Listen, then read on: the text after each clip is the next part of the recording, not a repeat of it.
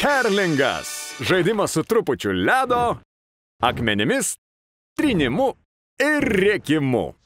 Žaidimas prasideda rankų paspaudimu ir monetos metimu siekiant išsiaiškinti, kas pradeda. Tada 2-4 žmonių komandos viena po kitos ledu leidžia 20 kg sveriančius akmenis. Tikslas – beveik 4 metrų namas, kuris atrodo kaip taikinys gulintis už 45 metrų.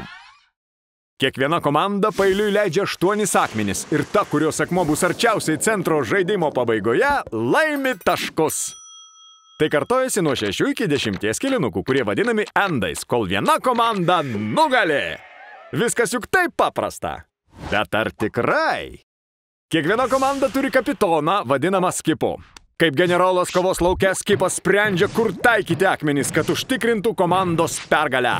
Akmenys paleidžiami su atitinkamu pasukimu, todėl judėdami ledus sukasi. Štai kodėl sportas angliškai vadinamas curling, nuo žodžio curl – suktis.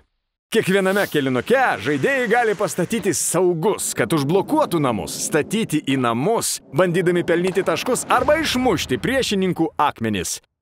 Skipai tuo tarpu rėkia kaip išprotėję. Bet iš tiesų jie tiesiog palaiko komandinę dvasią ir tokiu būdu žaidėjus skatina trinti ledą prieš akmenį.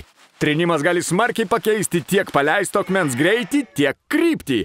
Kiekvienai komandai atlikus 8 metimus, ta, kurios akmuo bus arčiausiai namų centro, laimės tašką. Arba, jeigu kiti jų akmenys bus arčiau centro nei priešininkų, tai jie taip pat virs taškais.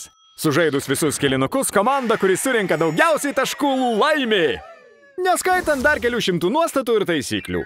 Štai ir viskas. Susidomėjai? Eik į kerlingas.lt ir sužinok, kur gali išbandyti.